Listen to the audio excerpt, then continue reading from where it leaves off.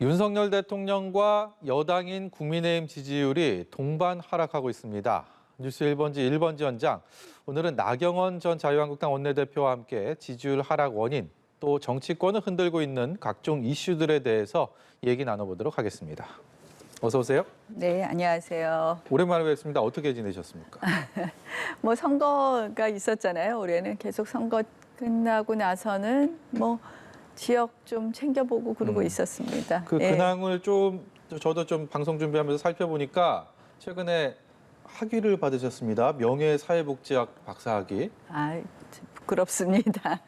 그동안 뭐 장애인 관련된 활동한 것, 뭐 저출산 고령화 특위위원장을 뭐 역임하면서 국회에서 활동한 것 같은 것을 좀 평가해 주셔서 주셨는데 네. 앞으로 더 잘하라 이런 뜻인 것 같아서 또 어깨가 무겁기도 합니다. 뭐 그 어떤 것보다 나경원 대표 스스로는 굉장히 좀 뿌듯해 하시는 것 같아요. 예, 제가 그냥 뭐 사실은 뭐 언론용이 아니라 제 마음이 정말 기쁨이 있었습니다. 어떻게 보면은 늘 이렇게 장애인 관련된 활동이나 이런 부분에 대해서는 누구에게 알리거나 하는 것이 아니라 이건 정말 나의 일상이다라는 예. 소명 의식을 가지고 있었는데요.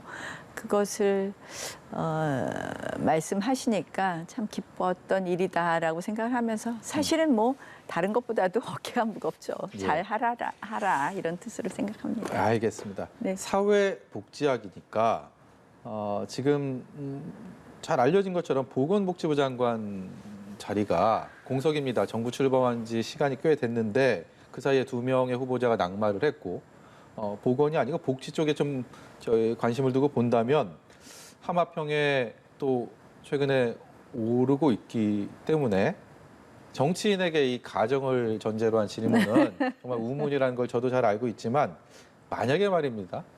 보건복지부 장관에 대한 요청이 온다면 어떤 답변을 하실 생각이십니까? 아니 어떻게 시기가 묘하게 이게 원래 지난 5월부터 주시겠다고 했는데 예. 다보스 포럼 가고 뭐 지방선거 있으면서 늦어졌거든요. 근데 시기가 이렇게 겹쳐져서 이야기들을 하시는데요.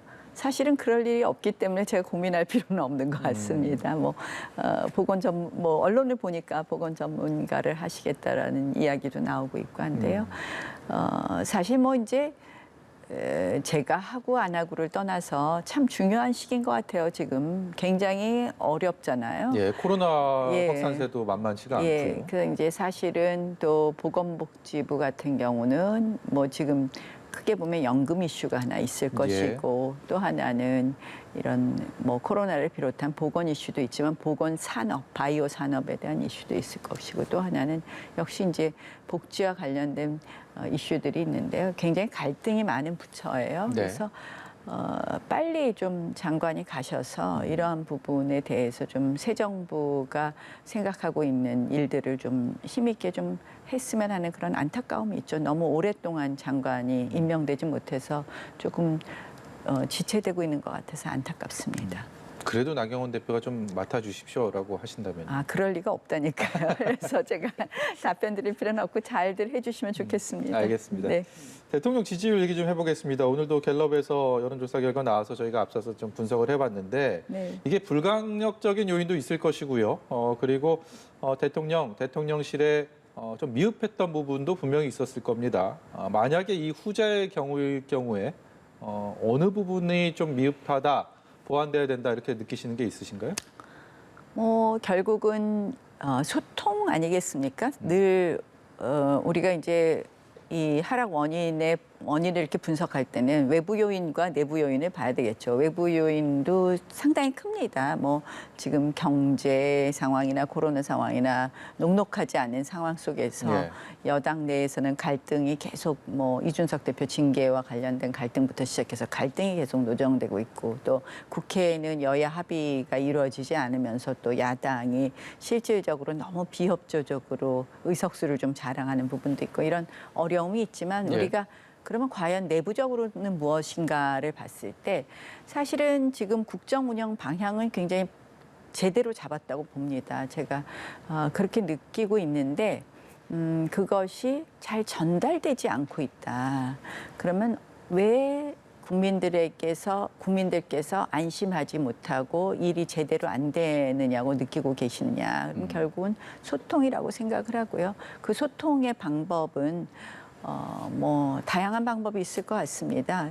장관들께서 일을 하시는 것, 뭐 정부의 일을 하는 것도 좀 더 다양한 방법으로 알려야 될 부분은 알려야 될 것이고요. 그래서 그런 소통의 방법에 대해서 조금 더 고민해야 될 때가 아닌가 이렇게 생각합니다. 윤석열 대통령 출근길에 기자들 질문에 다 답변하면서 그것을 또 하나의 소통으로 인식을 하는 경우도 많지 않습니까? 최근에 뭐 역대 그런 대통령이 없었기 때문에 그렇다면 소통이 부족하다라는 부분에 대해서 좀 항변할 수 있는 여지가 있지 않을까요? 그러니까 소통이라는 것은 숫자, 횟수가 중요한 부분도 있겠지만 결국 제대로 진심이 전달됐느냐 이런 부분도 있지 않겠습니까? 예. 제가 말씀드리는 것은 후자 부분이고요.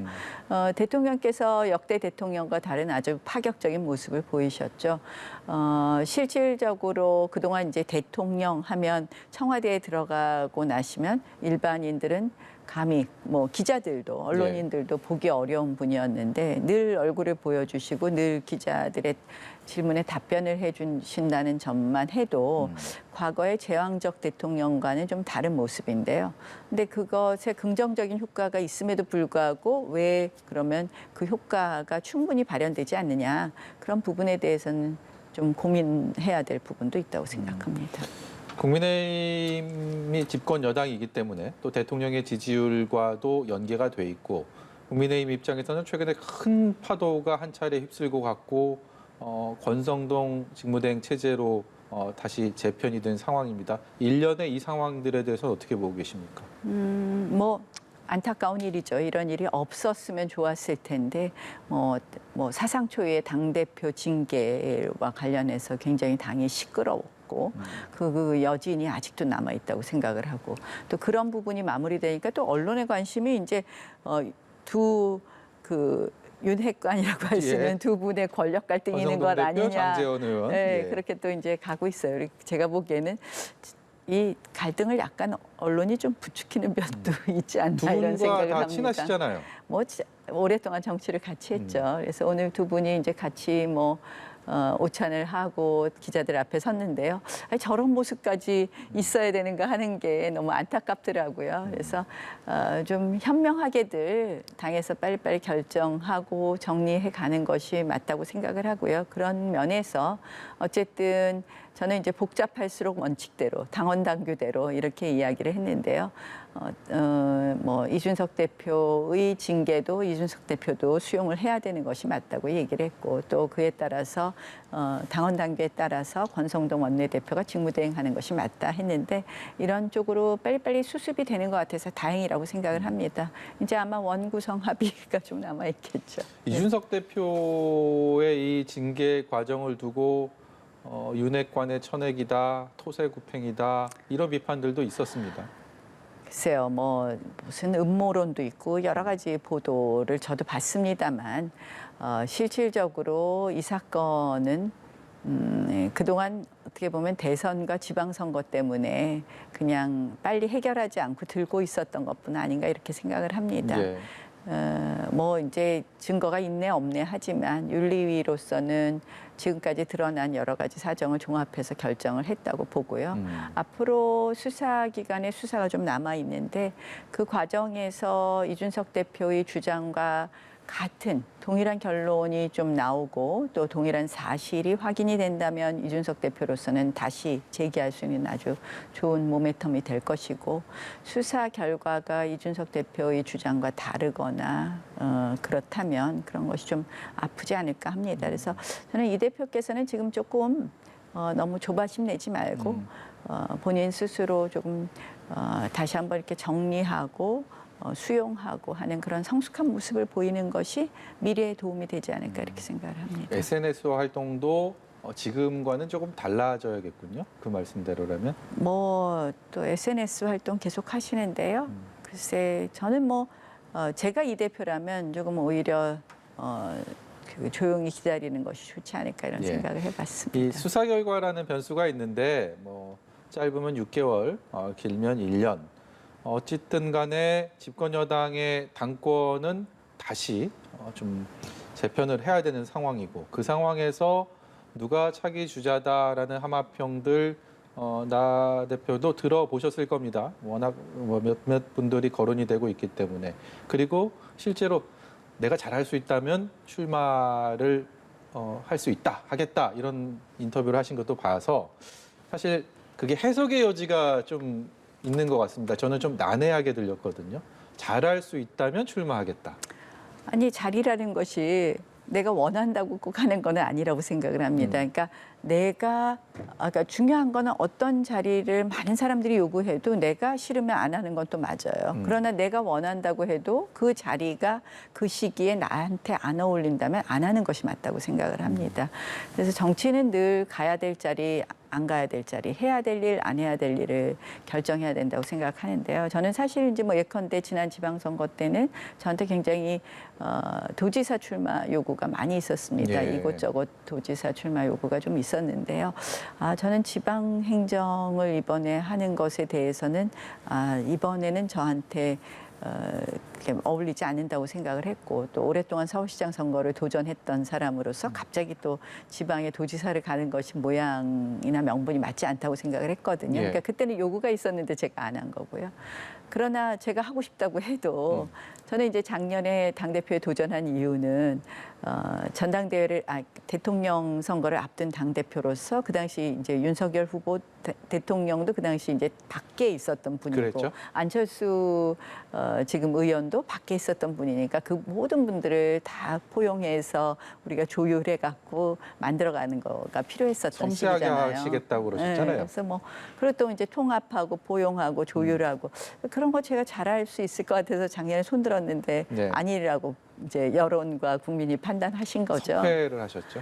네, 그래서 내년에도 이게 정치 상황에 따라서 어떤 리더십이 필요한가는 또 전당대회가 열릴 즈음에 그 상황에 따라서 다를 수 있다고 생각합니다. 그래서 좀 전당대회가 열릴 즈음에의 요구 이런 걸 봐야 되겠죠. 또 그 출마하고자 하는 분들에 대해서 여러 가지 또 평가들이 있을 것이고요. 그래서 그런 걸 좀 종합적으로 봐야 되지 않나 이렇게 생각합니다. 앞으로 남은 기간에 국민의힘 주변에 숲과 나무를 함께 보면서 거기에 대한 최종 결정을 하겠다 이런 말씀으로 들립니다. 뭐 조금 더 보죠. 알겠습니다. 뭐 꼭 당장 제가 당대표를 해야 된다 뭐 이런 생각은 아니고요. 네.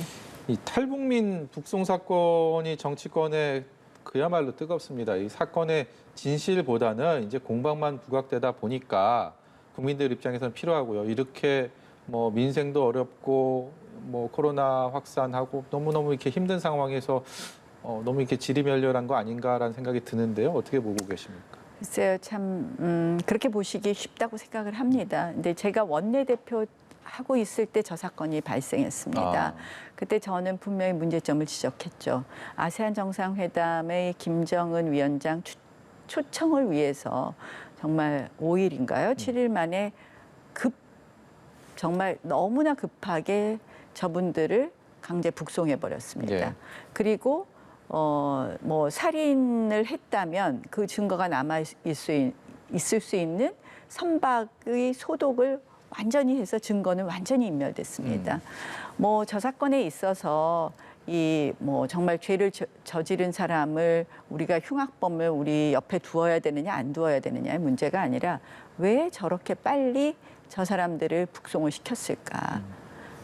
그것은 역시 아세안 정상회담의 초청과 관련된 그 관련성이라고 볼 수 있거든요. 그래서 이런 비정상적인 부분을 저희가 짚다 보니까 이 문제가 좀 장기화되고 있는 것 같은데요. 인권의 문제도 굉장히 중요하고 또 거기에 덧붙여서 제가 말씀드린 것처럼 우리가 지난 5년 내내 북한에 어떻게든지 잘 보이고 북한 눈치 보다가 굉장히 망가진 것이 많지 않습니까? 그런 것의 가장 대표적인 사례 아닌가 이렇게 봅니다. 앞으로 어떻게 마무리가 되어야 된다고 생각하십니까? 이 사건 일단은 진상을 좀 파악을 해야 되겠죠.